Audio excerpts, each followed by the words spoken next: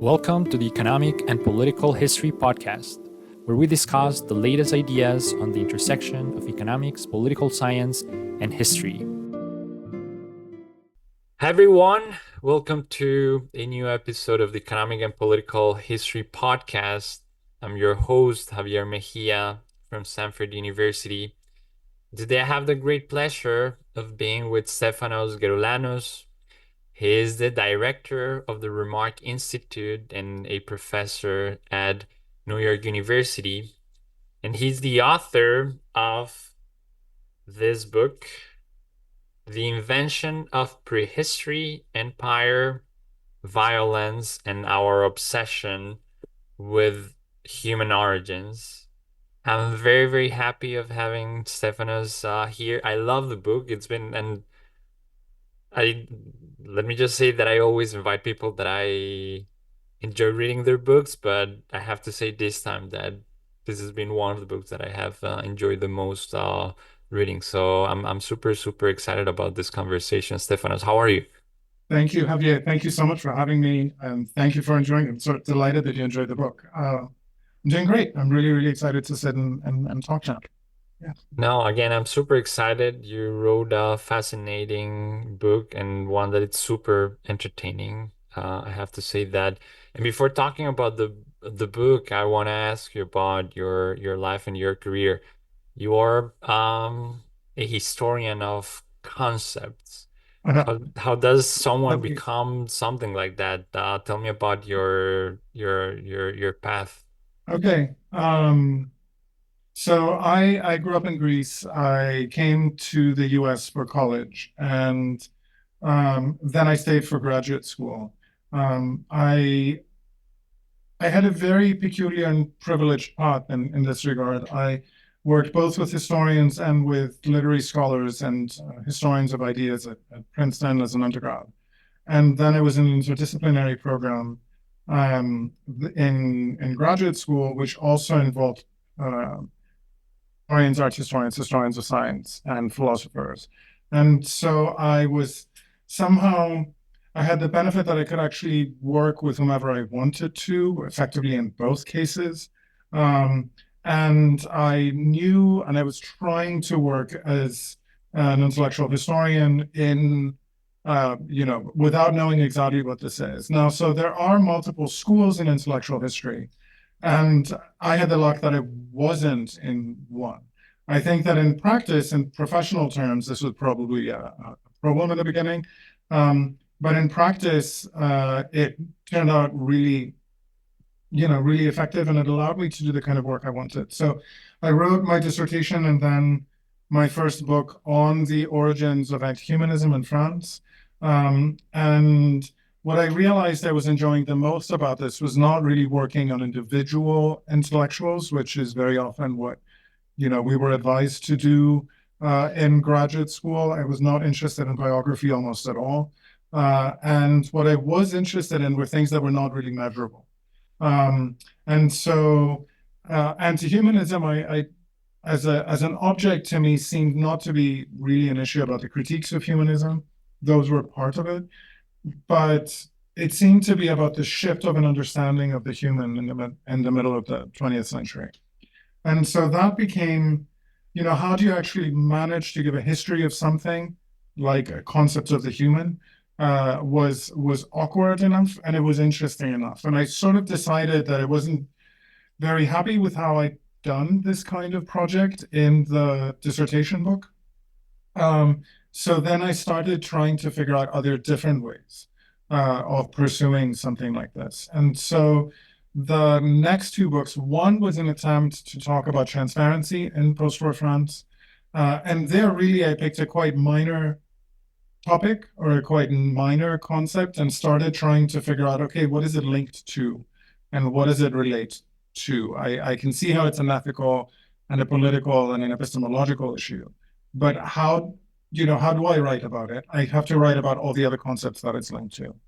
And in a way, it was through this as well as a book with the anthropologist Todd Myers, where we studied the idea of the body as an integrated whole and as a very brittle integrated whole, around World War One, and how that basically developed from the invention of ideas about hormones to the early descriptions of homeostasis after World War II, World War One, sorry.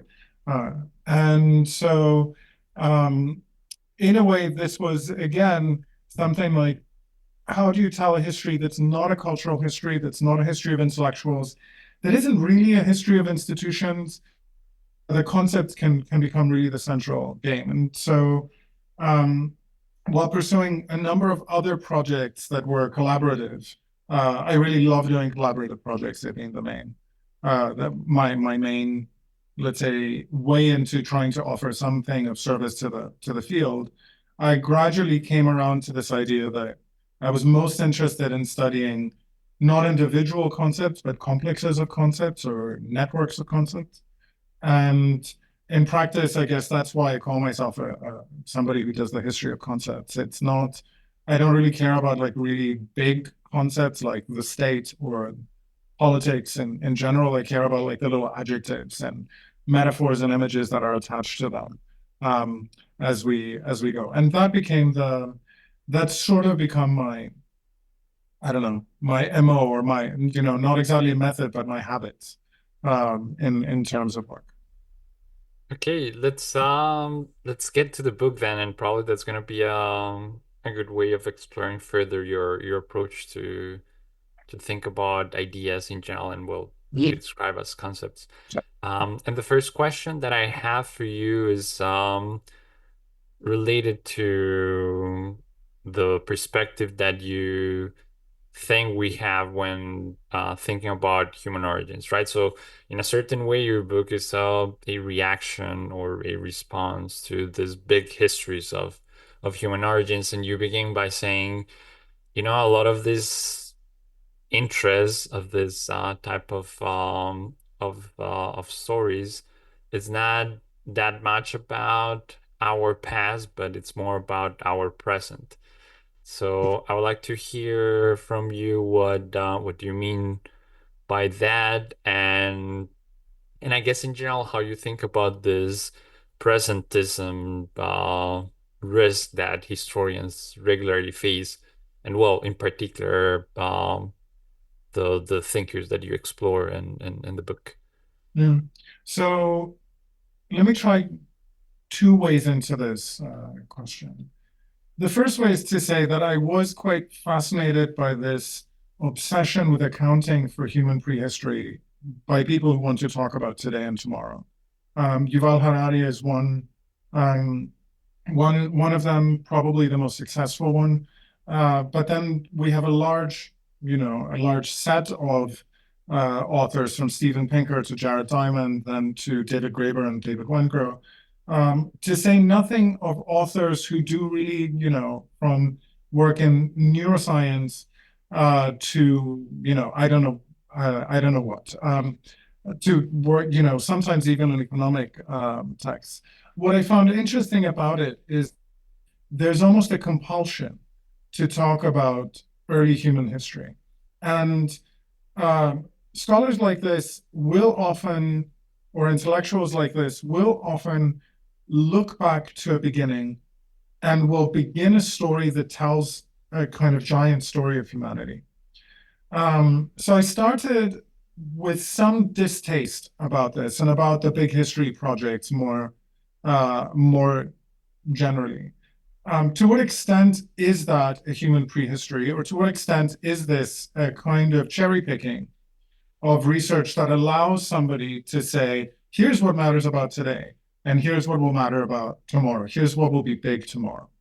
That I find very troublesome because, in a way, it's an account where we begin with what we want, we find a moment in the past, we erase history and sociology and all these other disciplines that would tell us about the present. And we say, no, actually, humanity is right in these elements.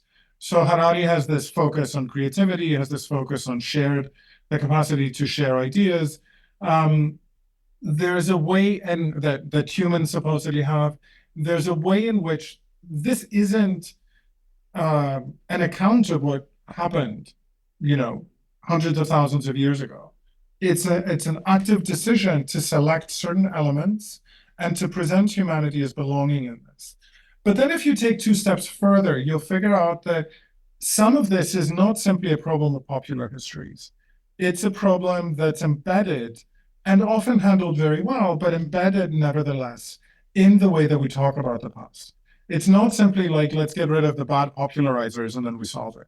Nor is it simply, and I really want to stress this, I'm not trying to say that scientists are bad or are doing a bad job or something like this. I want to say that the concepts and ideas and images with which people look at the past are concepts and images and ideas that don't come from it, or that are in some sort of dialectical engagement, or that are negotiated as they look at the past. So there's a way in which this scenario or these scenarios are scenarios that become kind of tricky. It's a little bit like we have to use concepts from today to give descriptions of another time that then we treat, and here's the real problem, as definitive of who we are. That definitive of who we are is the problem. And what, in a way, I wanted to do was to say, if we give a history of this, we'll see how this long account since the 18th century has produced sciences that always think they have it better than the previous ones. They always think that they've solved the problem, that they have the properly scientific way of doing this. And I think that that problem is simply not going to go away. The second way into this question, this will be much briefer, is that I think that after World War II, concepts of human nature became really problematic. It became ever less workable to say human nature resides in this. It's in consciousness, it's in the body, it's in this, it's in that, because those were so exclusionary to begin with, and they were so essentialist as ideas to begin with. So instead, it became much more common to say, well, we're not going to have a really too strong concept of human nature. What we're going to do instead is we're going to give a history of humanity. But that encodes some of the same problems and prejudices and creativities and so on that we find elsewhere. So as I tried to say in the book, this is very generative a lot of the time, and it's really politically troublesome in others. And it's something that, we have to be able to square if we're going to keep some function for the deep past, rather than saying early hominids were early hominids or were, Paleolithic or Neolithic humans, and we are this. So that's one option. We either separate the two and say we have to be able to look at the difference, or we have to be able to de-dramatize this deep past as much as we can. Let me ask you now about the origins, although you try to avoid exactly that approach of this endeavor of inventing, and that's the term that you use in title. I think Yes. very wisely picked those words. So when do we start inventing prehistory? I guess what was the view of what we now call prehistory before we started to invent the concept? Um, and what did this invention entail, right? What is this thing that we decided to invent? So get us into that initial part of the story, please. Right. So I think in the 18th century, prehistory, prehistory wasn't a concept. It's a concept from the 1860s. But an idea of something outside of history certainly existed. And so this meant multiple things. In one way, it meant the peoples outside of religious history, outside of Christian history. For Europeans, the idea that they had met indigenous peoples who weren't peoples, from the Bible, who could not really easily be described through Genesis. That was one problem. They had to be kind of retrofitted into the Genesis narrative. And that was proving troublesome. Geographically, because there was an implication of how is it that we have no sense of that? That was one. A different version had to do with peoples who lived in Europe, but had not been accounted for by ancient historians. And not only in Europe, just a recognition that the world was bigger than the canon, let's say the Bible and the Greco-Roman canon had allowed for. So the ancient Germans were in some respects prehistoric, specifically in the sense that they were external to history and there was not much of an account of them, let's say, by them. There were the Roman accounts of them and a recognition that they had been there, but there was no clear sense of them. And then the third version had to do with geology. By the 1750s, 1760s, we have real murmurings that the Earth must be much older than the sacred history would have it. And this continues until the early 1800s, where the geological revolution really moves, especially with Lyell, really moves into recognition that we're talking about a planet that is far, far older than anybody had heretofore imagined. So this is at once an attempt to secularize. It needs to be understood as an attempt to step away from sacred history's account of the world. And it is also an attempt to, put the puzzle together. Who are these people? Who are those people? How do they belong? In what ways? How did they develop in the way that they did? How is this supposed to work out? And so what came to be known as prehistory was effectively a mixture of projecting people that you see far away in space back in time, seeing them as primitive, quote unquote, as though literally primitive, as though, they are people from primordial times. That became real. And the second became an effort to move back to the past in order to find points of authenticity for the present. So the ancient Germans, insofar as Germany itself was so divided into little statelets, and some larger ones like Prussia or Bavaria, but little statelets. The idea in large part was like, how do you look at something like a national identity in this mode by looking at peoples outside? So by the 1820s, 1830s, when fossils are being found with some regularity, these fossils can begin to be interpreted, and the question of where do they belong in the human past becomes important.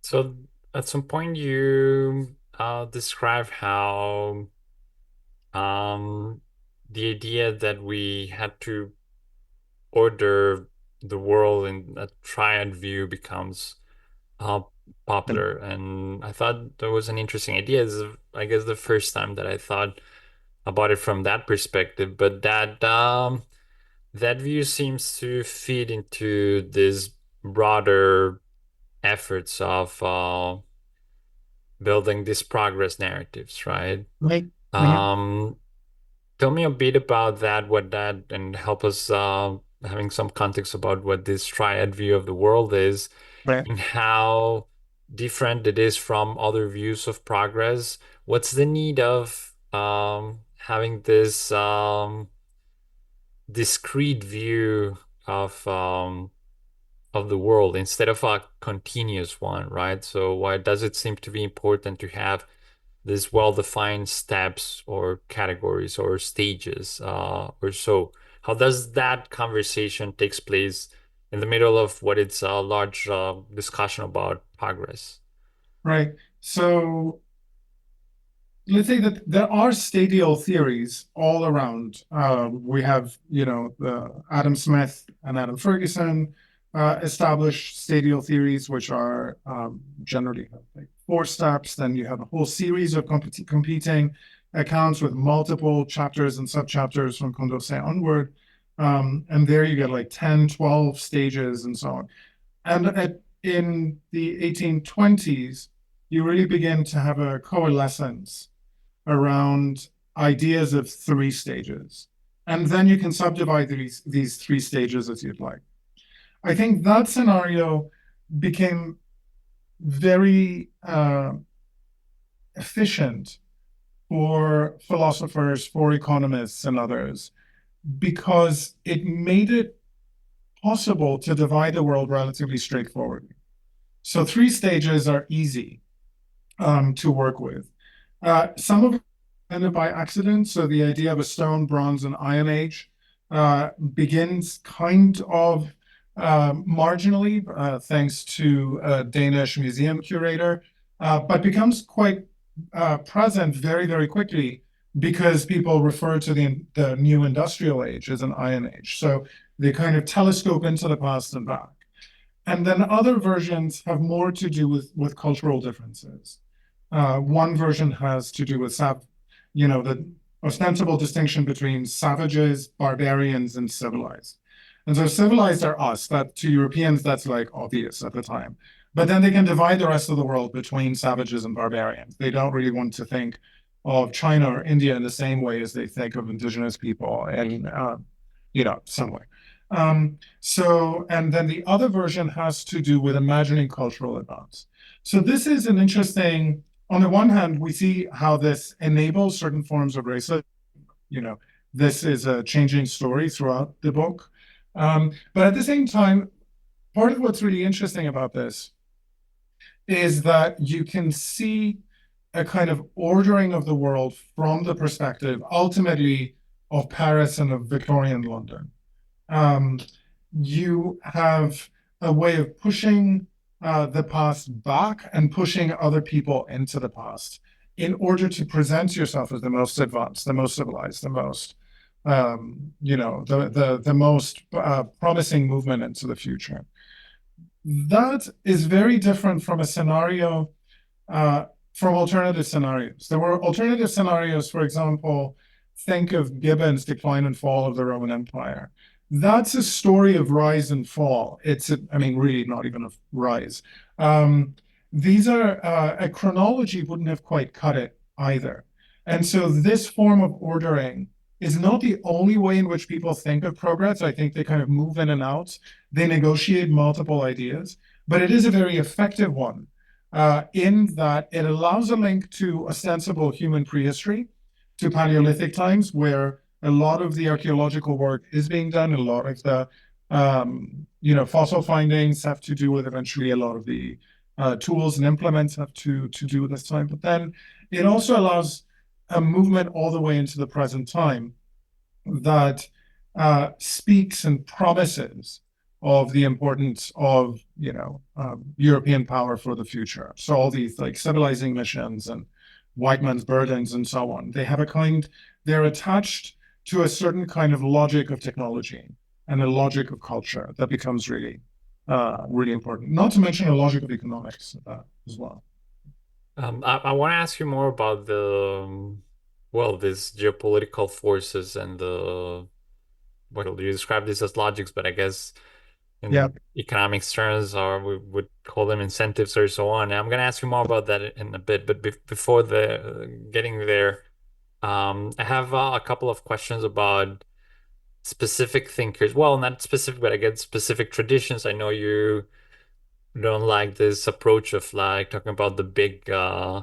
figures, but nevertheless, Oh, they're yeah, they're sure, they're sure, sure. important pieces of this story. So the first one is about Darwin, and not just I guess Darwin, but Darwinism and the Yes. influence in this story and how the way in which we started to think about species became important to when thinking about us in time.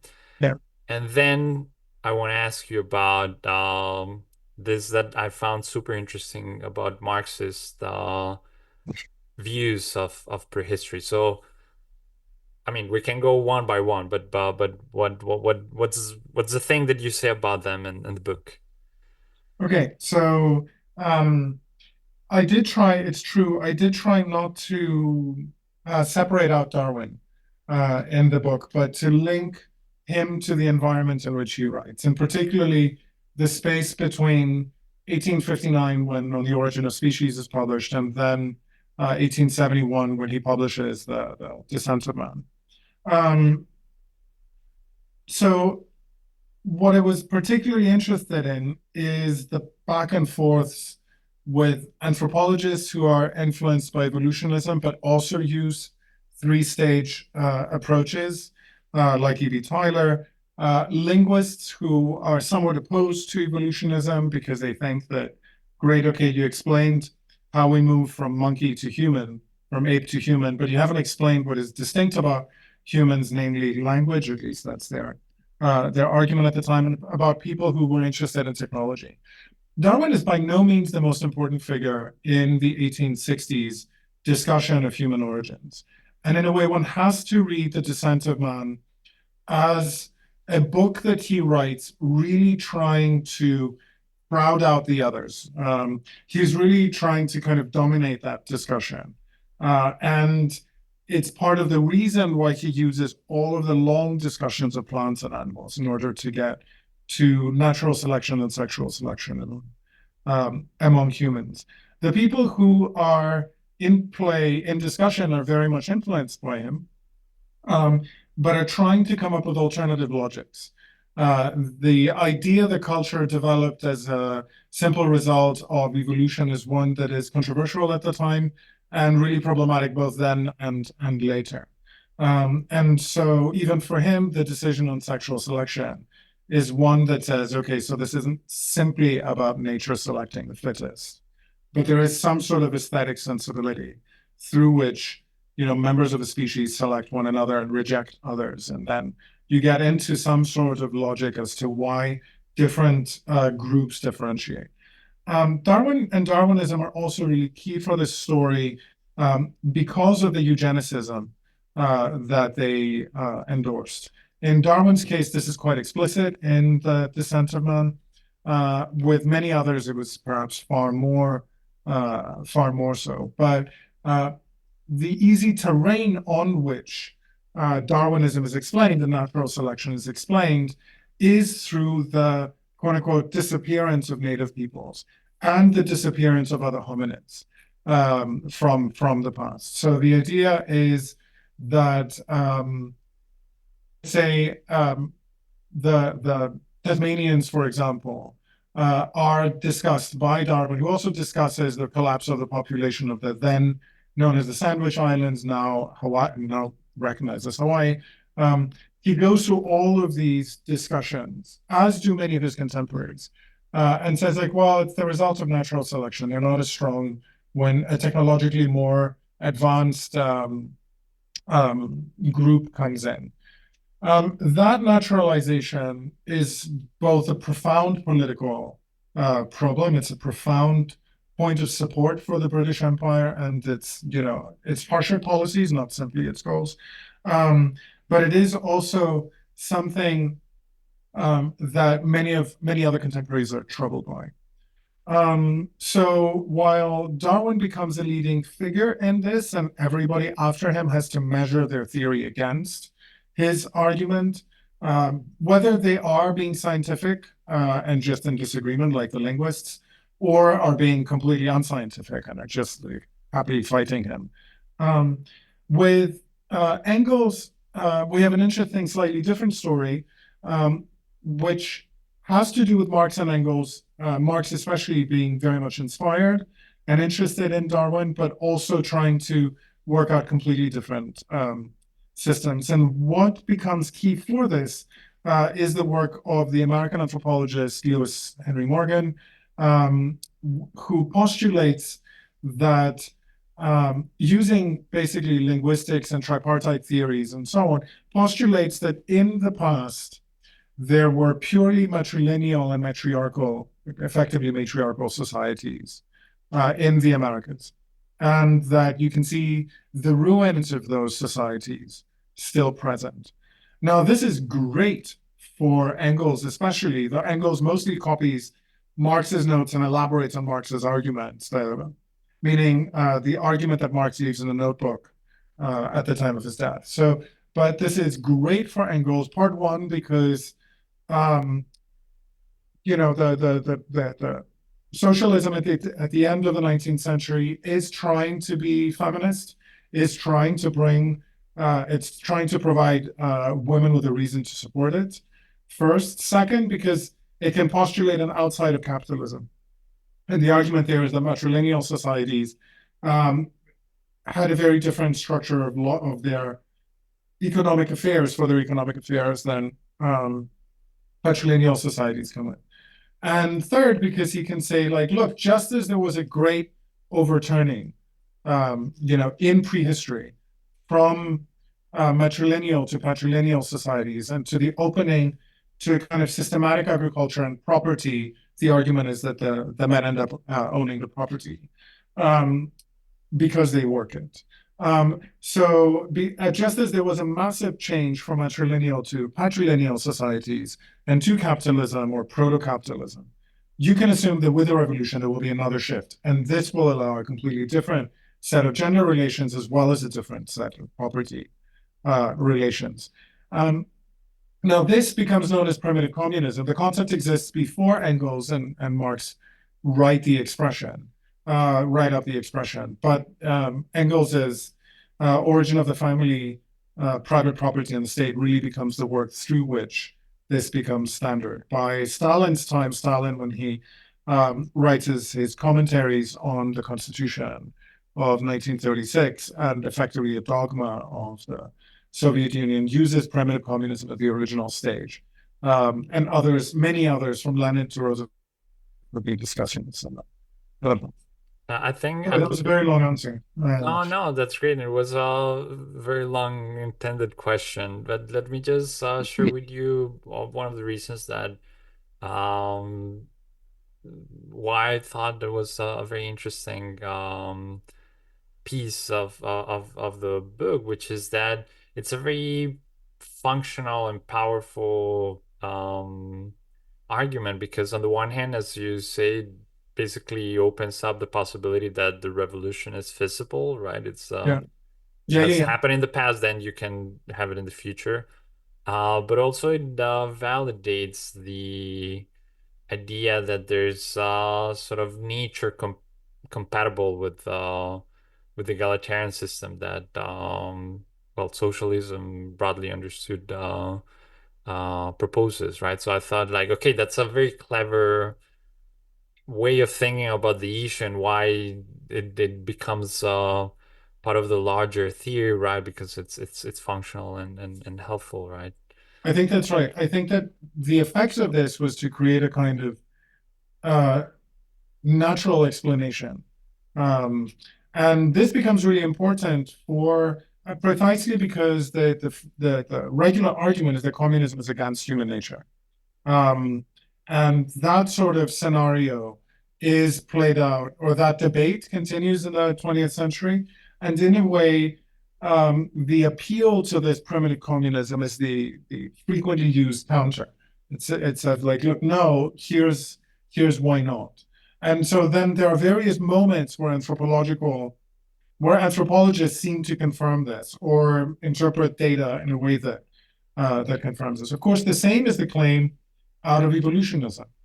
You know, our politics, the reason that many liberals are eugenicists and the first half of the 20th century and many socialists as well, is ultimately that this is consistent, that this is perceived as consistent with human nature. Um, and that this is a politics of, social improvement, which isn't simply like a kind of artificial modern, you know, way of saying, let's just kind of force our opinion on everything. It's like, look, this is what we know from the scientists. And again, this is like uh, genuine good faith attempts by most of the scientists discussed in the book. This is an attempt by the scientists that's offered as this, and so our politics is natural.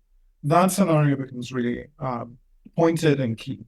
And I really want to emphasize that it's not a point of blame. It's like this is simply the reality, so to speak, of how these ideas haunt political systems, how they provide legitimation to arguments that they may, never have intended to, but for which they're exquisitely suited. Let me ask you more about that and in an effort to connect it with exactly the political projects that Mhm. found these ideas useful, right? So you have this broad set of arguments about how this discussion about prehistory is functional for political projects. And I guess the rise of nationalism in Europe is a good example. And at some point in the book, you have also a chapter on Nazi Germany. What's the story there? What are those big takeaways about those political projects that benefited or exploited or even enrich in a certain way these discussions. Right. So I would say that the focus is probably on two of them. One would be the British Empire, and the second is the case with the Nazis, if you want to imagine like sort of big, massive geopolitical projects as well.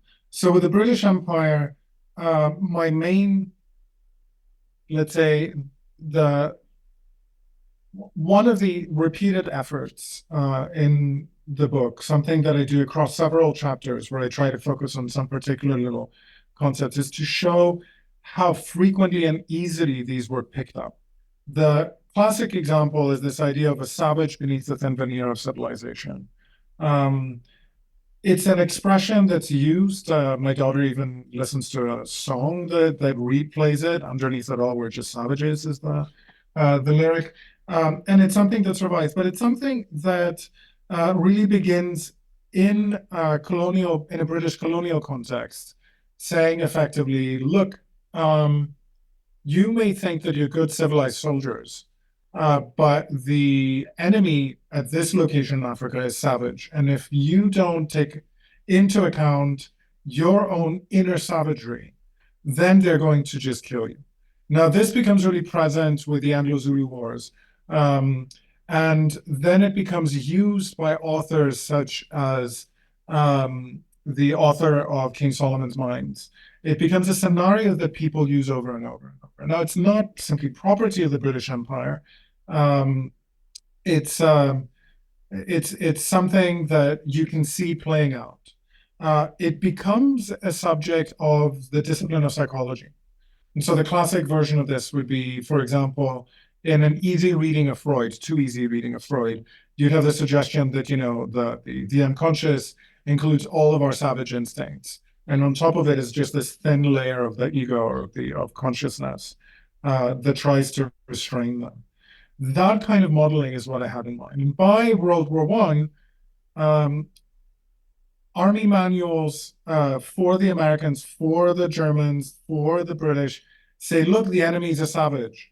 And you really is not properly civilized, and you really do need to know when you're going to be a savage yourself at this.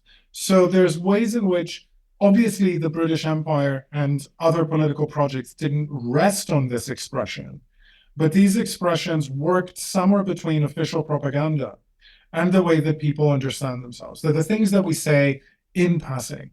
That's what I find really most interesting. We don't really think about them.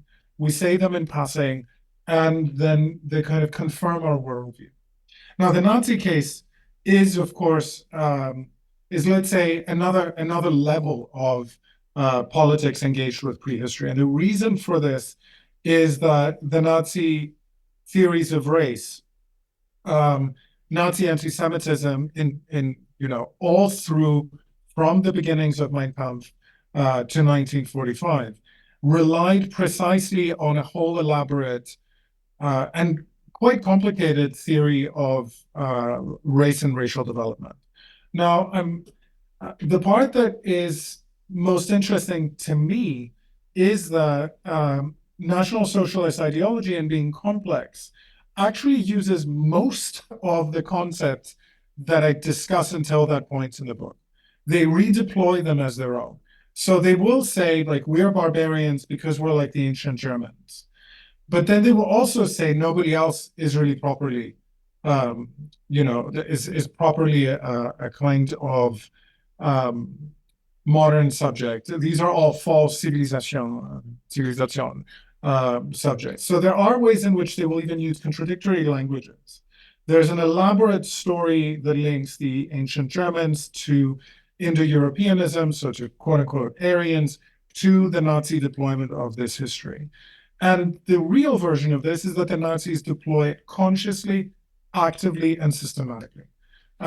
So they will use multiple languages of dehumanizing Jews, especially Jews, Roma and others as well, but specifically with this sort of fantasy of world historical forces of Aryans versus Semites and so on. To them, this is a kind of historical absolute. but it's a historical absolute that they will replay and replay, as though the whole point is to demonstrate in the extermination camps the supposed Jewish inferiority, to dehumanize and show a kind of ostensible state of nature. This isn't me saying this, by the way. This is Primo Levi, on the one hand, writes of German brutality, but he also writes of the way in which he feels that the Germans established in the camp a situation in which it was as though the inmates would demonstrate their inferiority so the Germans could sort of play out the SS could play out their own superiority at this. So these would be two examples of the geopolitical situation in which prehistory played out, super efficiently to the benefit of particular political ideologies. So yeah. Let me now try to get us closer to the present because your book does that very effectively. And probably a good theme for doing that transition is to talk about the Neanderthals, right? And you even describe at the beginning of the book how during your lifetime the perception of the Neanderthals has changed. What's the story there again, and what have been those changes in the political scientific environment that have made us change the view we Right. have over something that is so specific as this specific type of well species or type of creature, let's say. Right, right. So the interesting thing about the Neanderthals in the early years is that the leading debate is whether they constitute a different species or a different race. Is it simply an extinct race? They will say it, like the Tasmanians, for example. Um, and so the question is, um, at the time, how far from modern European sapiens do you need to go before you've shifted into a different species? And that's a debate that plays out until the 19 teens, whereupon the anatomical difference of Neanderthals from sapiens becomes much more elaborately, becomes much more established. Now, that anatomical difference is marked, how to put this, is overstated, in part because Neanderthals are understood at the time, again, in a kind of model, based on a model of differences from Europeans. And differences from sapiens. So at the moment that it's clearly a different species, it's kind of animalized. It's turned into something quite gorilla-like. And it plays into all sorts of colonial ideas about non-Europeans. The the language used is one of a kind of almost like a moral panic. Um, like what are the distinctions between humans and sapiens? Like enough to separate them sexually. And that's an argument written by authors, from Johnson, a British colonial official, through to Julian Huxley, that has to do with, that has to do with eugenics. Both of them are entirely eugenicists. Now, after World War II, begin questions as to well, were they really so inferior? Were they really like colonial subjects? And William Golding, the author of Lord of the Flies, writes effectively a parable, The Inheritors, in which he sees Neanderthals almost like British farmers or peasants facing a kind of technological onslaught of modernity. Like the idea that this is a parable is very, very clear. So there's something very good, something very intimate about Neanderthals that sapiens, as technologically superior but cunning beings, left out. So these two models, are Neanderthals very close to us? Are they far from us? Are they like us? Are they inferior? Play out all the way through the 1990s and early 2000s. The big shift, of course, happens with the achievements of archaeogenetics, the decipherment eventually of Neanderthal DNA, of the Neanderthal genome, and the general recognition through also all sorts of other findings, not simply genetic ones, that Neanderthals, A, were not as dumb as we often had represented them as. So, like in the past, the large head of Neanderthal was accompanied by images of dull eyes and a kind of general like closed offness toward the world. Instead, the recognition is that they survived far longer than, for example, sapiens are perceived as having survived on the planet and under very difficult conditions, for example, in Ice Age Europe. So the general impression changes, let's say, two steps after the general perception of Native Americans, of indigenous people, of Aboriginal peoples changes, and they become a kind of metaphor again. Now, what I argue in the book is that we generally like to say, well, back then we used to think that they're, inferior colonial subjects. And now we've overcome that. We recognize them for who they are. We have an archaeogenetic understanding of who they are. I don't agree with this scenario, not least because archaeogenetics is not exactly a science that is, let's say, immune from politics. Um, I don't agree with it because now we see them as like systematically as kindly, intelligent. There was also that reconstruction of a Neanderthal female's face from a crushed skull, in which she looks very, very lovely by the end of it. Like these are ideological decisions, how representation comes into place. So the idea that they've become blonde and blue-eyed and sometimes redheaded and very white is something that should be taken, let's say, not simply as this is the pure data, but this is the effect of 3 or 4 decades of moving away from the impression of the Neanderthal as gorilla without recognizing that now we've turned the Neanderthal, no, we, scientists have, and representers and museums have turned the Neanderthal into this white European who was, let's put it mildly, who went extinct as the sapiens from Africa entered Europe. And then the question is being this like, were they slaughtered? Were they this? Were they that? I think one needs to be very, very much less dramatic about these sorts of things and very careful about these representations because they quickly become ideological. Yeah. Let me ask you a final question about the our present view of of prehistory, right? And this, I guess, circling back to the initial quote, the first question that I asked you about this big history of the origins of humanity and the massive attention that they receive. You're also familiar with the idea about how this whole entrepreneur Silicon Valley culture is Yes. obsessed now with the Paleolithic, and there's a Paleolithic diet, and there's this whole set of practices that are recommended by all these gurus to that in a certain way seem to be inspired by that motive, right? So Yes. following the practices of whatever we were supposed to be doing normally, right?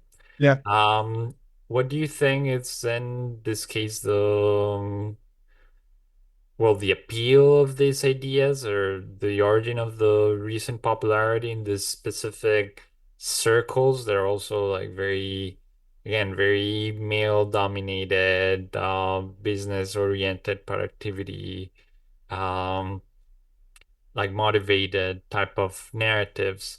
And do you have any expectation of how these ideas are going to evolve in the future? And here I'm asking you, of course, to speculate about how you see the public opinion today and the interest for these topics. How do you see the situation? So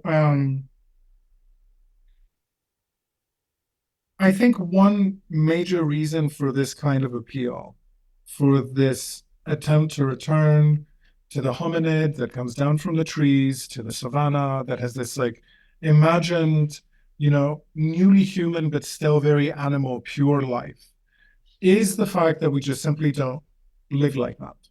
Our lemons come from one end of the world, our apples come from another end of the world. We have vast systems for transporting even very basic goods. Uh, our bodies are by no means bodies that resemble our early hominid bodies. They look like them, but our microbiomes are almost certainly vastly different. We are we live in need of our phones. We have various pharmaceuticals or other drugs that we live with. We are by no means natural in the way that the past would be, and yet we can identify with figures of the past. What sounds purer or cooler than this belief that, my naked body is akin to a naked body from forever ago? And I'm merely wearing clothes. I'm merely correcting it around the edges, if there's some reason for some pharmaceutical intervention. I think that the more that we become cyborgs, basically, the more that we live in extraordinarily complex societies, the more this idea and ideal of authenticity and purity sticks with us.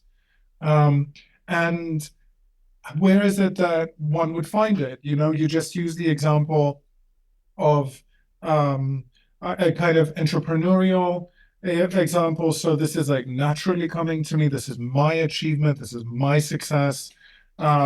Just like everyone can do it ever since the beginning of history. So that's like what I really blame the Harari book for. And it gets worse from there, really. But so we have this pretense that we can exist as early humans did, and that our life is as natural, as promising, as future oriented. And yet, what is it that's missing from this picture? Um, human animals 100,000 years ago, 500,000 years ago, 30,000 years ago, existed in a world which they did not dominate. This is a story not simply about climate change. So, climate change is part of what we disavow when we just enter the savannah from the trees.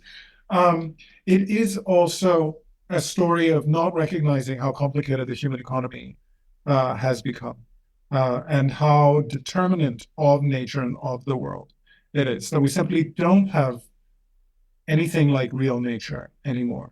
We enjoy documentaries about, the Serengeti, but this is a little bit like looking at a zoo. Uh, like, oh, there's the pure space. So that scenario is, in my opinion, the real reason why this is quite so appealing. It's a science that's largely accurate. It's managing to be more accurate. Every 5 years it becomes um, more, accurate, I think is the way that I would put it. And it is an account that speaks to us because it speaks to both our will to see ourselves as natural, as pure, as somehow, relatively clean. Um, and it speaks to us because we don't want to fully identify with this creature that's destroying the world. It can always be others. It can be capitalism. It can be industries. It can be, what is it like? Anyway, like elaborate energy consuming devices far away. But the recognition has to be at some level that our humanity is at stake in what we do now, not in what we were then. First off, it's not even we who were then. We have to be able to put this into a bigger picture of who it is that as human beings we are and what kind of wonderful epics we would like for ourselves. You asked me about a kind of future bit. I mean, honestly, I don't, half of me doesn't really know or want to know somehow how this is going to play out. I do think that there are two or three things worth noting. I didn't speak of Graeber and Wengrow earlier, and I do think that Graeber and Wengrow precisely because they emphasized a certain kind of anarchic moment in the Neolithic period. Precisely because they suggest, like, look, there are multiple types of societies, multiple types of origins, and so on. I do think that they may have undercut at least some of the obsession with returning to this early past. I would like for the book to have done something similar, to force us to look elsewhere, and to have done something more in this regard, to force us to look elsewhere for understanding what it means for us to be as humans. We cannot rely on genetic models. This is like a kind of genetic human identity is a profoundly problematic, troubling, politically awful effect. So, I mean, from the right-wing ideologies of ethno-pluralism and who belongs with whom to all sorts of, data manipulation and data management. I think this is just too troubling to manage as an aside. So we need to have more complex ways of understanding ourselves, and maybe maybe this project can contribute a little bit to looking elsewhere into de-dramatizing the human past. Do I really think that that's going to happen? I'd like it to. I don't think I think that it'll be always too easy to say, look, in fact, we are X ever since Paleolithics. Right. And I do think that your book is gonna push us in that direction, at least in having the conversation around that.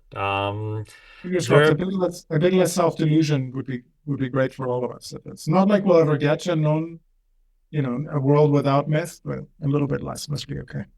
totally. I couldn't sympathize more with that after spending a few years here in the Silicon Valley. It's like my general attitude is like everyone just chill, just like tone down a few degrees your expectations of about everything. Yeah. I have 20 more questions that I would like to ask you just because the book is full of interesting content.